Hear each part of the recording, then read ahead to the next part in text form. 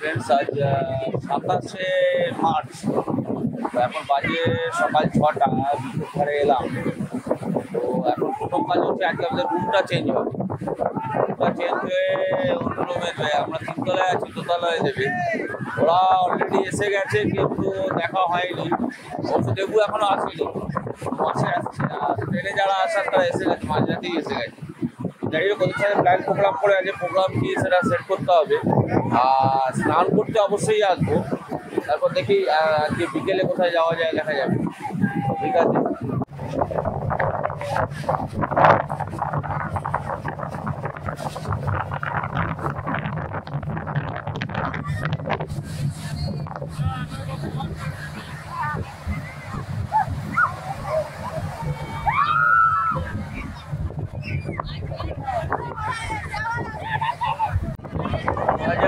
তেইশের পর থেকে মানে লাস্ট 1.5 বছরে এই নিয়ে 3বার পুরী এলাম আর কি। সেটা হচ্ছে মানুষ বারবার পুরী আসে কেন, মানে প্রত্যেকটা মানুষ যখন কোনো ভ্রমণের চিন্তা করে, ঘুরতে যাওয়ার চিন্তা করে, তখন পুরীর নামটা আসে। বাঙালিরা কেন বারবার আসে, তার কিছু কোশ্চেন অ্যান্সার আমার মনে হয়েছে, সেগুলো বলছি। আপনাদেরও কিছু মনে হয় সেগুলো বলবেন এবং কমেন্ট করে জানাবেন। আমাদের যাদের ছোটোবেলায় বেড়াতে যাওয়ার কথা উঠলেই একবার না একবার পুরীর নাম কানে আসতোই। আমাদের যাদের বাড়ির অ্যালবামে পরিবারের সাথে একটা না একটা সমুদ্রের জলে হাঁটু অবধি দাঁড়িয়ে থাকা ছবি আছে। যাদের স্কুলের পরীক্ষার আগে বাড়ির বড়রা ছোট্ট গোলাপি পুটলি থেকে পুরীর মহাপ্রসাদের 2-1টা দানা খাইয়ে দিয়েছে। যাদের স্মৃতির মধ্যে আবছয়ে আছে বালির ঘর, সমুদ্রের নোনা জল, ঢেউয়ের ধাক্কা, মন্দিরের ভিতরে জগন্নাথ মূর্তির চারপাশে অন্ধকারে পাক খাওয়া, ভিড়ের মধ্যে একবার না একবার হারিয়ে গিয়ে ভয় পেয়ে ডুবরে ওঠা। যাদের স্মৃতির মধ্যে গেঁথে রয়েছে স্লিপার ক্লাসে আপার বাড়তে বসে বাড়ির লুচি তরকারি ভাগ করে বাটোয়ারা, দাদুর হাত ধরে ভয়ে ভয়ে সমুদ্রে নামা, তারপর বালি ভরা মাথা আর পকেট ভর্তি বালি নিয়ে ফিরে আসা, ভাড়া করা হাঁড়ি কুড়িতে মা ঠাকুমার রান্না করা খাওয়া আর ঘুম থেকে ওঠে মন্দির। তারা অর্থাৎ আমরা দিনক্ষণ সময় বার করে বারবার পুরী ছুটে যাই, শুধুমাত্র নতুনত্বের মোড়ক খুলে কিছুটা অতি স্পর্শ করার জন্য। এবার কথা হলো, কেন আমরা অর্থাৎ বাঙালিরা কেন বারবার পুরী ছুটে আসে? আমি সেই নিয়েই কথা বলবো, যদিও এগুলো আমার ব্যক্তিগত মতামত। কারোর অন্য কিছু মনে হলে প্লিজ কমেন্ট করে জানাবেন। আমার মতো বহু বাঙালি অগন্তিবার পুরী এসছে। তার কারণগুলো 1, 2, 3 করে আমি বলছি, আমার যেটা মনে হয়েছে সেইগুলো।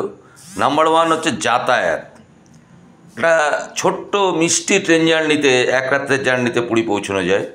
সন্ধে কি রাত্রের দিকে আমরা ট্রেনে উঠি, আর ট্রেনে উঠে বাড়ি থেকে বানিয়ে আনা লুচি, আলুর দম বা ফ্রাইড রাইস, চিলি চিকেন খেয়ে ঘুমিয়ে পড়ি। ঘুম থেকে উঠেই পুরী, ঘুম থেকে উঠলেই পুরী স্টেশন পাওয়া যায়। তো যাতায়াত একটা মেন কারণ পুরী বারবার যাওয়ার। দ্বিতীয় যে কারণটা আমার মনে হয়েছে সেটা হচ্ছে হোটেল। এখানে সব ধরনের, সব রকমের, সব বাজেটের হোটেল আছে। এছাড়াও ধর্মশালা, হলিডোম এবং রান্না করে খাওয়ার উপযুক্ত হলিডোম এখানে আছে। ফলে এটা একটা অন্যতম কারণ পুরী বারবার আসার। 3 নম্বর কারণ আমার যেটা মনে হয়েছে ওটা হচ্ছে ভাষাগত সমস্যা। এখানকার মানুষ বাংলা বোঝে এবং বাংলায় কথা বলতে পারে, ফলে এখানে কমিউনিকেশনের কোনো প্রবলেম হয় না। এটা একটা আমার মনে হচ্ছে মেন কারণ পুরীতে বারবার ছুটে আসার। 4 নম্বর কারণ আমার যেটা মনে হয়, পুরী কিন্তু অনেক সস্তার জায়গা, অন্যান্য অনেক জায়গার থেকে অনেক সস্তার জায়গা। এখানে আপনি চাইলে 20 টাকায় ব্রেকফাস্ট করতে পারবেন স্বর্গদ্বারের পাশে ঠেলার উপরে। তাছাড়াও এখানে বাজেট হোটেল আছে, প্রায় আপনি চাইলে 500-600 টাকার মধ্যেও নন এসি হোটেল পেতে পারেন। আর ডিনার লাঞ্চ 50 থেকে 80 টাকার মধ্যেও করা যায়। ফলে এটা একটা কারণ পুরীতে খুব কম পয়সায় ঘুরে যাওয়া যায় 3-4 দিন। 5 নম্বর কারণ আমার যেটা মনে হয় সেটা হলো পুরীর মিষ্টি। খাজা তো আছেই, এছাড়াও রয়েছে ছানা পোড়া, রাবড়ি, রসগোল্লা এবং মদনমোহন। এগুলোর টানেও বারবার পুরী ছুটে আসা যায়। তাছাড়া পুরীর স্ট্রিট ফুডও খুব বিখ্যাত। পুরীতে কিছু অসাধারণ রেস্টুরেন্ট রয়েছে, তার মধ্যে 1 নম্বর হচ্ছে চাংগোয়া। এটা পিওর চাইনিজ, এখানে খাবার প্রত্যেকের ভালো লাগবে। এছাড়া রয়েছে গ্র্যান্ড ভেজ রেস্টুরেন্ট, এটা রয়েছে পুরী মন্দিরের পাশে। তাছাড়া 16 আনা বাঙালি, হজরি মান্না, এগুলো তো আছেই। 6 নম্বর কারণ আমার যেটা মনে হয় সেটা হচ্ছে পুরীর sight seen. Konark, Chandrabhaga beach, ভুবনেশ্বরের লিঙ্গরাজ টেম্পল, ধবলগিরি, খণ্ডগিরি, এছাড়াও রয়েছে নন্দনকানন, চিল্কা। তো এইগুলো দেখে 2-3 দিন হই হই করে কাটিয়ে দেওয়া যায়, এটা একটা পুরী যাওয়ার অন্যতম কারণ। এছাড়াও রয়েছে রঘুরাজপুর, পিপলির মতন গ্রাম, যেগুলো হাতের কাজের জন্য খুব বিখ্যাত। 7 নম্বর কারণ হলো পুরীর সমুদ্র বিচ আর সমুদ্র স্নান। এখানে সবাই মিলে ঘুরতে এলে একসাথে খুব মজা করে সমুদ্র স্নান করা যায় এবং সেটা দীর্ঘদিন মনে থাকে। তো সমুদ্র স্নান এখানে পুরীতে ঘুরতে আসার একটা অবশ্যই অন্যতম কারণ।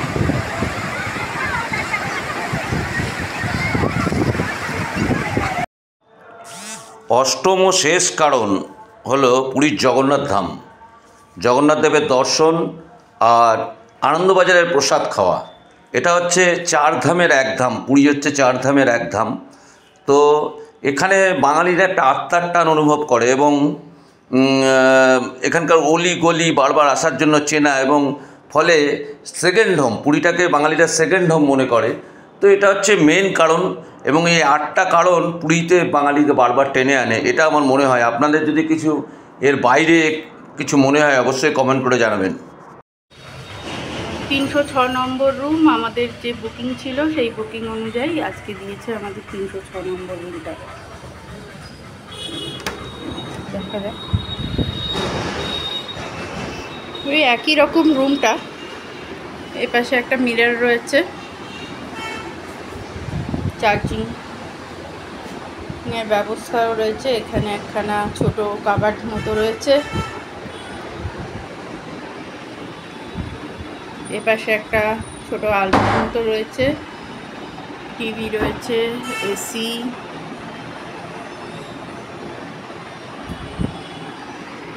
বেডটা এটাও 3 জন থাকার মতো। তোয়ালে, সাবান, শ্যাম্পু সবই দেওয়া রয়েছে। এসি রিমোট দেওয়া আছে। এপাশে একটা ছোট বারান্দার মতো আছে।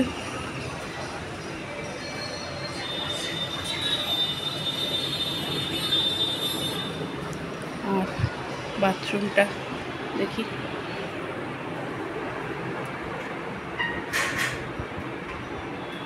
মিরর আছে,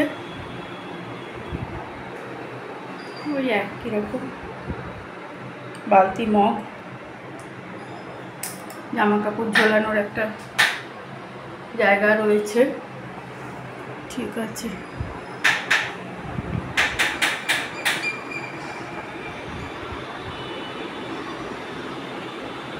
তো মোটামুটি পরিষ্কারই আছে। তো এখন আমরা লাঞ্চ করতে এলাম। তো এই কালকে রাত্রে যেখান থেকে খাবার নিয়ে গেছিলাম বেঙ্গলি ফুড প্লাজা, তো ওখানেই আজকে খাবো। তো অ্যাকচুয়ালি আমরা 4 জন এসেছি, আমি, পপাই, দেবু আর দেবুর বউ জয়তী। অ্যাকচুয়ালি রেস্টুরেন্টটা নতুন হয়েছে, নতুন মানে বছরখানেকের মধ্যেই হয়েছে। এর আগের বার আমরা যখন অনুরাধায় এসেছিলাম, এইদিকে অনুরাধা, তখন এটা ছিল না, বছরখানেক আগে এসেছিলাম। হচ্ছে আমার স্কুল লাইফের একদম ছোটবেলার বন্ধু দেবু। তো অ্যাকচুয়ালি ও বললো বলেই আমি এবারে পুরীটা রাজি হলাম। তো রিজার্ভেশন পাইনি, অন্য ট্রেনে করে যাই করে এসেছি। তো আমরা এখন এই ফুড প্লাজা খেতে এসেছি, আজকে সকালেই এসেছি। তো ও হচ্ছে জয়তী, মানে মানে কী বলবো, ওদের প্রেমের সাক্ষী বলা যায় না, শ্রীখণ্ডী বলা যায়। উলুবেড়িয়া খড়গপুর থেকে যেতাম দেবের শ্রীখণ্ডী হয়ে কতটা দূর, যে যাই হোক তো অনেক বছর পরে মিট দেখা হলো এবং একসাথে আমরা নাইট স্টে করছি একই হোটেলে। তো যাই হোক আমরা 4 দিন একসাথে থাকবো, ওর জন্যই আমার এখানে আসা। যাই হোক কি মেনু আমাদের দেখি পাওয়া যায় আমাদের লাঞ্চ দিয়ে গেল। আমার আর জয়তির হচ্ছে এটা ভেজ থালি, তাই তো? ভেজ থালির মধ্যে আছে সয়াবিন আলুর তরকারি, পটল আলুর তরকারি, ভাত, পাঁপড়, আলু ভাজা, ডাল, আরও অনেক নিয়ে এসো তাহলে। আর এটা হচ্ছে চিকেন থালি, চিকেন আর ভাত আলাদা। ও ও কি ভেটকি থালি, তাই তো? ভেটকি থালি, স্পেশাল ভেটকি থালি। ও পোস্ত আছে, বাহ। না, রেস্টুরেন্টটা ভালো।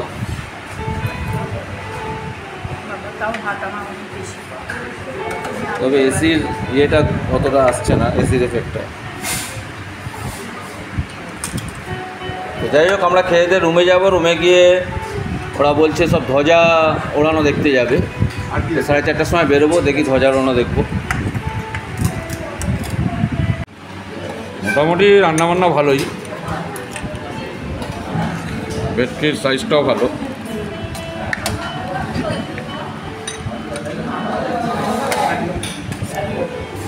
চিকেন ক পিস দিয়েছে?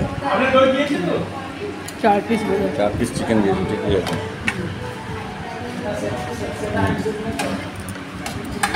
চলে এলাম জগন্নাথ মন্দির। তো আজকে একটু ধ্বজা ওড়ানো দেখবো, এখন দর্শন করবো না। তো সবাই বললো ধ্বজা ওড়ানো দেখবে, তো চলে এলাম মন্দিরে। তো এখন বাজে 5টা, দেখি।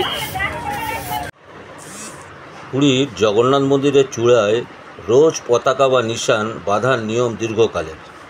প্রতি একাদশীতে একটি প্রদীপও জ্বালানো হয় সেখানে। 800 বছর আগে মন্দির প্রতিষ্ঠার সময় নির্দিষ্ট চোল পরিবারের এক পুরুষকে মন্দিরের চূড়ায় এই ত্রিকোণ নিশান বাঁধার দায়িত্ব দেন রাজা অনন্তদেব বর্মন। তিনি ছিলেন এই মন্দিরের প্রতিষ্ঠাতা। সেই থেকে এই চোল বংশের লোকেরাই এই নিশান বাঁধার কাজ করে আসছেন প্রতিদিন।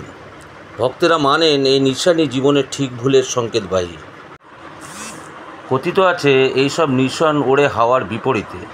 যে চক্রের গায়ে এই নিশান বাঁধা হয় তার নাম নীলচক্র। অষ্টধাতু দিয়ে তৈরি এই নীলচক্র। চক্রের বাইরের ঘের 36 ফুট আর ভিতরের ঘের 26 ফুট। নানা কারুকার্যময় চক্রটি প্রায় 2 ইঞ্চি পুরু। মনে করা হয় এই চক্র আসলে সুদর্শন চক্র, যা বিষ্ণুর সবচেয়ে শক্তিশালী অস্ত্র। 214 ফুট উঁচুতে এই চক্রের ওপরে খুঁটিতে যে পতাকাটি বাঁধা হয় তার নাম পতিত পাবন বন। উড়িয়া ভাষায় বন শব্দের অর্থ হলো নিশান। প্রচলিত বিশ্বাস, এই পতাকা দর্শনেই পাপী লোকেদের পাপস্খলন হয়। ভক্তেরা যদি মন্দিরে নাও আসতে পারেন, তবে দূর দূরান্ত থেকে এই পতাকা দেখেই জগন্নাথ দেবের ভোগ চড়াতে পারেন। মন্দিরের নিশান উৎসর্গ করা পবিত্র বলে মনে করেন তীর্থযাত্রীরা। তাই প্রতিদিন নতুন নিশান বাঁধা হয় মন্দিরের চূড়ায়। এই নিশান বাঁধার জন্য চোল বংশের 2টি ছেলেকে ছোটোবেলা থেকে পারদর্শী করে তোলা হয়। চোল বংশের সেবায়েতরা যারা মন্দিরের 214 ফুট চূড়ায় প্রতিদিন পতাকা বেঁধে আসেন, মন্দিরে তাদের গুরুত্ব অপরিসীম।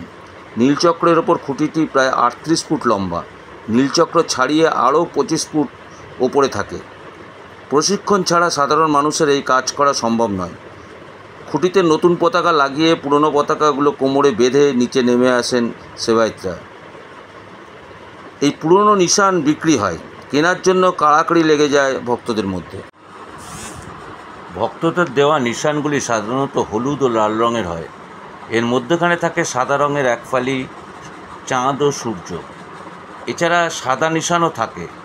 এককালে মন্দিরের চূড়ায় বিরাট বিরাট নিশান লাগানো হতো। 151 হাত নিশানও এখানে লাগানো হয়েছিল, তবে এখন তা অতীত। শেষ এমনটা হয়েছিল 1993 সালে। সুনীল দত্ত নিজের ছেলের জন্য যখন নিশান দান করেছিলেন। সঞ্জয় দত্তের নামে তখন টাটা কোর্টে কেস চলছিল। তবে আর্কোলজিক্যাল সার্ভে অফ ইন্ডিয়ার অনুরোধে মন্দিরের পতাকার দৈর্ঘ্য কমিয়ে করা হয় 21 হাত এবং পরে 14 হাত। আকৃতি অনুযায়ী নিশান বাঁধার খরচ ধার্য হয়। গরমকালে সন্ধে 5:30 এবং শীতকালে সন্ধে 5টায় নিশান বাঁধা হয়। সেবায়িতরা একটা ছোট লাঠি নিয়ে মন্দিরের চূড়ায় ওঠে। বাঁদরের হাত থেকে বাঁচতেই এ সাবধানতা। পতিতপাবন বন ঠিক করা হয় লটারির মাধ্যমে। স্থানীয় লোকেদের বিশ্বাস, পতিতপাবন বন যখনই হয় সাদা তখনই ঝড় বৃষ্টি হতে বাধ্য। ইয়াস ঘূর্ণিঝড়ের সময় এমনই দেখা গিয়েছিল।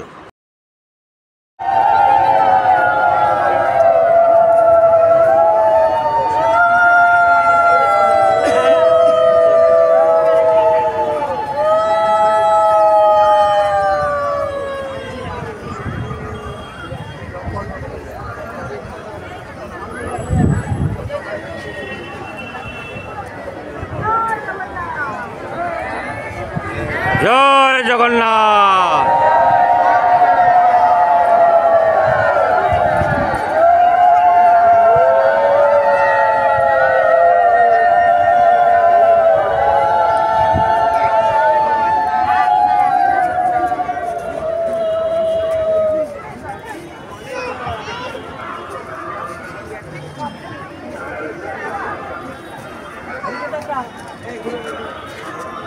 দর্শকদার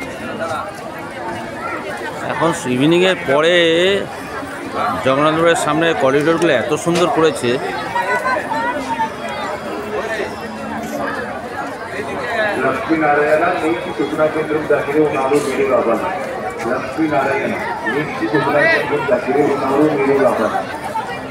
আমরা আজকে আর ভিতরে ঢুকলাম না, জাস্ট ধ্বজা ওড়ানোটা দেখেই আমরা হোটেলে চলে যাব।